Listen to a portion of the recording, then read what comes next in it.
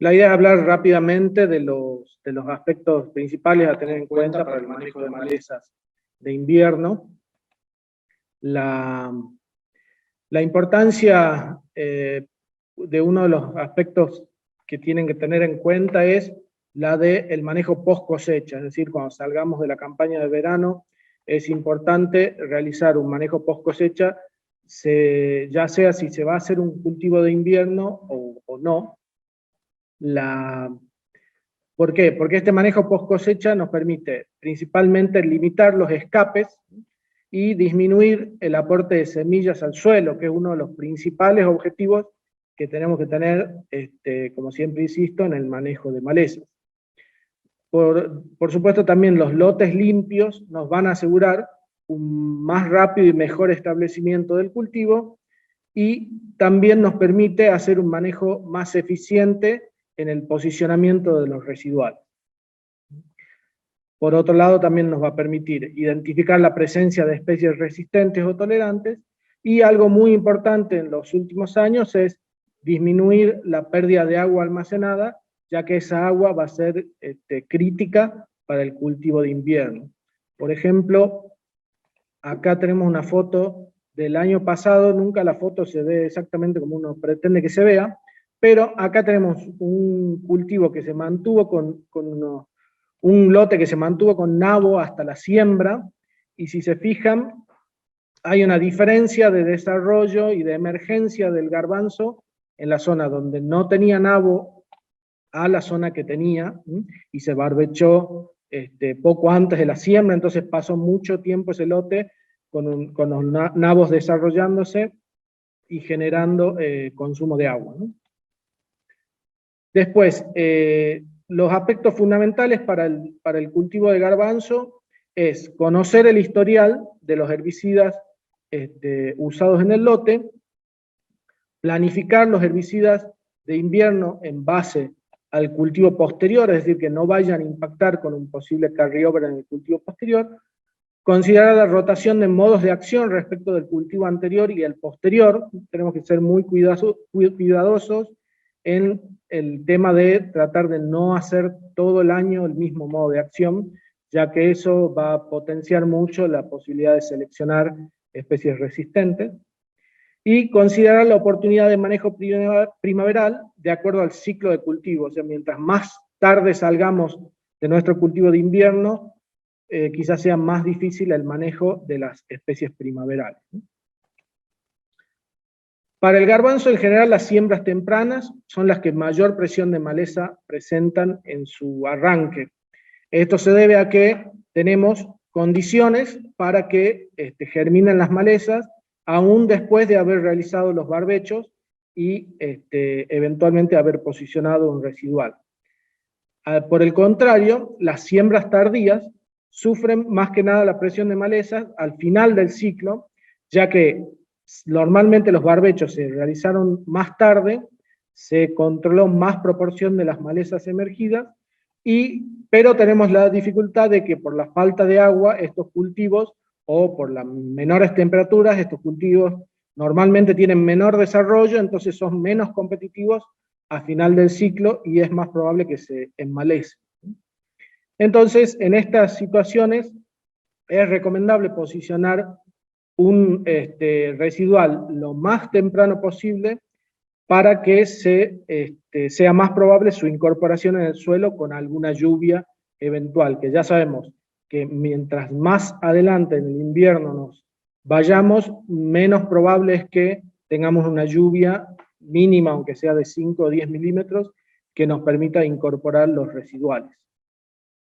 Entonces, en las siembras tempranas, como decimos, hay que posicionar un residual para favorecer su incorporación, pero además una de las opciones que vemos como interesante es, en ciertas condiciones donde el cultivo por temperaturas bajas o cualquier otro aspecto demore su emergencia, o se haya sembrado muy profundo, hay ciertos casos donde se puede hacer un repaso del lote antes de la emergencia del cultivo para controlar malezas que han emergido entre la siembra y la emergencia del cultivo. Esto muchas veces, aunque no lo veamos, sucede y hay malezas que están germinando y que después van a ser muy competitivas, y en ciertos casos es posible de controlarlas con un repaso del lote antes de la emergencia. Por supuesto que revisando bien el lote para asegurarse de que no haya ninguna plántula emergida. En el caso de las siembras tardías es fundamental haber limpiado el lote temprano, como decíamos, para no perder humedad almacenada. En ciertas situaciones los residuales no llegan a incorporarse, como dijimos, y no cumplen su función, y ahí en esta situación es en cierta forma importante evaluar algunos postemergentes para disminuir la presencia de malezas al momento de la cosecha. Sabemos que lo difícil del manejo de invernal es tener buenas condiciones para los postemergentes, así que por eso también es importante utilizar las dos estrategias, los residuales y los postemergentes. Las estrategias que se vienen evaluando para el barbecho son clásicas. Glifosato más 2,4-D en una situación normal. En situaciones donde tengamos soja guacha o parietaria en mucha presión, podemos incorporar un PPO en esa mezcla.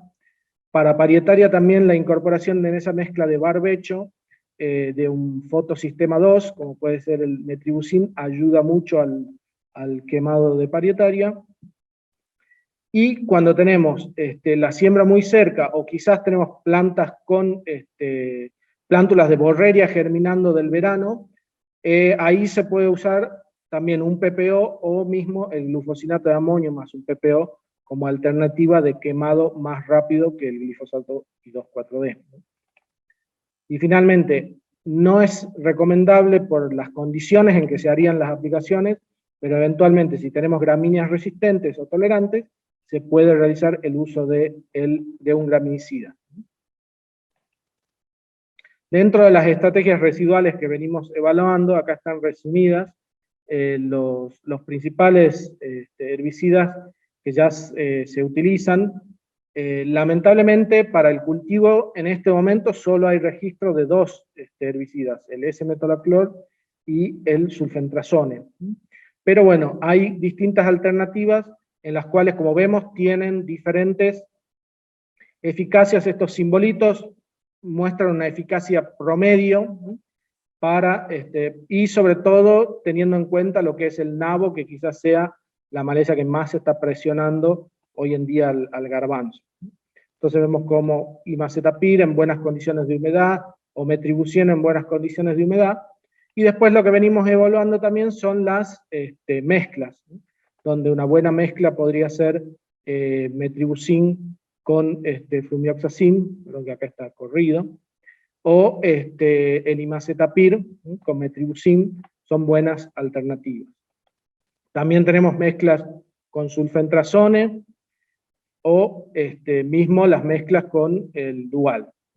En general, todas tienen un efecto que va a depender, sobre todo dual en el invierno, de una buena incorporación a tiempo para evitar que se pierda por degradación. En las estrategias post-emergentes, también tenemos algunas estrategias que se vienen evaluando y que lamentablemente no tenemos registro para las mismas. Lo que venimos trabajando nosotros es, bueno, ya lo conocen, albenazolim, que ayuda sobre todo en cardos, el flumetsulan, que ayudaba en nabos, pero con la resistencia LS de los nabos ya dejó de ser una herramienta que nos puede ayudar mucho, tampoco ayuda con los cardos, eventualmente un poco con cenizo. Y hay mucha inquietud sobre el tema de topramezone. Topramezone tiene una selectividad una efectividad muy importante sobre los nabos y la supresión en general de cardos, zorrajas y cenizos.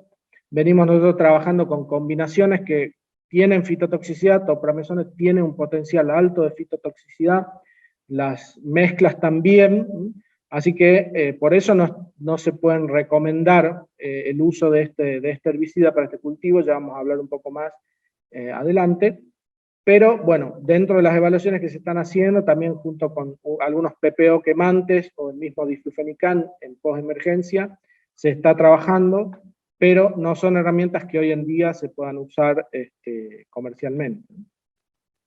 Como les decía, topramezone tiene este efecto sobre nabos muy importante, pero también tiene esta condición de que su fitotoxicidad va a ser muy dependiente de la temperatura ambiente y de la condición de humedad. Entonces, no hay una garantía de que al aplicarlo uno pueda tener un éxito, va a tener éxito en el control de la maleza, pero también en condiciones de frío o de poca disponibilidad hídrica, el daño por fitotoxicidad puede ser muy alto.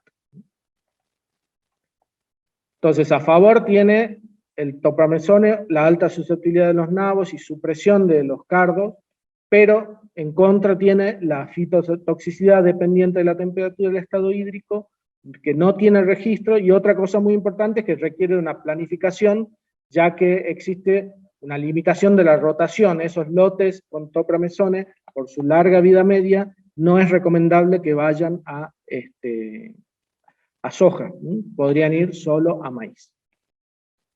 En el caso del trigo, rápidamente hablemos, se debe tener en cuenta los herbicidas usados en la campaña gruesa por cuestiones de carryover. Sabemos que para el trigo no podemos utilizar ciertas imidazolinonas, no podemos utilizar el flex, o puede tener un impacto sobre la campaña de invierno el uso excesivo de flex, y también el uso de graminicidas, ¿no? Las siembras tempranas también sufren de mayor presión de malezas, pero existen ciertos residuales que aseguran un buen establecimiento, pero lo importante del trigo es que tenemos más oportunidades de manejo post-emergente, que ya se puede hacer una vez que se ve que el cultivo se estableció con éxito. Las estrategias para barbecho son las mismas, básicamente. En el caso de que haya soja guacho paritaria, también podemos utilizar las sulfonilureas, el metsulfurón para la paritaria, o el glufosinato de amonio con un PPO, o el glifosato con un PPO, pero sí tener mucho cuidado con el uso de graminicidas, ya que no es recomendable, por lo menos 20 días antes de la siembra, pero en general, como tenemos condiciones de muy poca lluvia, es muy difícil utilizar graminicidas en nuestra condición para trigo en barbecho. Las estrategias residuales son conocidas. Tenemos lo que es clorosulfurón con metsulfurón metil, el flumioxacin, el piroxasulfone, el metribuzin, la fluoroclorina, todos ellos son de efecto residual, pero tengan en cuenta que hay ciertos productos que no deben ser aplicados en preemergencia, sino en postemergencia, como es el metribuzin o la fluoroclorina, mientras que sí en preemergencia se puede utilizar el clorosulfurón, el flumioxacin, que tiene que ser en presiembra, o el piroxasulfone. En el caso de los postemergentes, como les decía, tenemos bastantes más herramientas. También el clorosulfurón con metsulfurón se puede utilizar en postemergencia, el iodosulfurón con metsulfurón, a partir del inicio de macollaje. Importante que se considere el momento de aplicación en el trigo, es fundamental. Normalmente a partir de la tercera hoja hasta en cañazón, hay algunos hormonales que permiten ir un poquito más allá, pero todo eso se tiene que manejar revisando al detalle el marbete. En este sentido les recomiendo que vean esta publicación del doctor Horacio Ciaresi del INTA Pergamino, en el cual detalla todos los herbicidas y pone información muy interesante, tanto de los preemergentes como de los postemergentes. En el tema de manejo de gramíneas, que quizás sea lo más complejo del trigo, es fundamental hacer una estimación inicial de cuál es la proporción de cebadilla y avena en cada lote. Para eso acá les dejo la dirección de un pequeño video que hicimos en la sección hace unos años de cómo diferenciar cebadilla criolla de avena. Pueden copiar el link o acá tienen un QR. ¿Y por qué? Porque en base a la proporción que tengamos, va a ser el producto que tengamos que elegir, ya que para avena en general son más efectivos los FOB, mientras que para cebadilla hay una poca efectividad de los FOB y un buen control con piroxulam.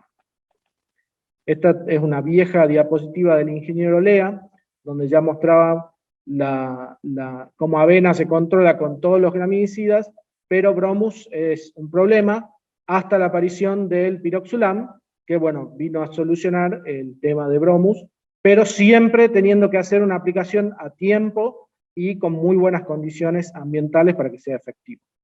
Bueno, finalizando, muchas gracias a toda la gente de la sección, quedamos abiertos a las preguntas. Antes que nada, también les quería, antes de terminar, recordar que en junio se hace el Congreso Argentino de Malezas. Acá tienen la página donde pueden averiguar si quieren participar online de este congreso. Muchas gracias.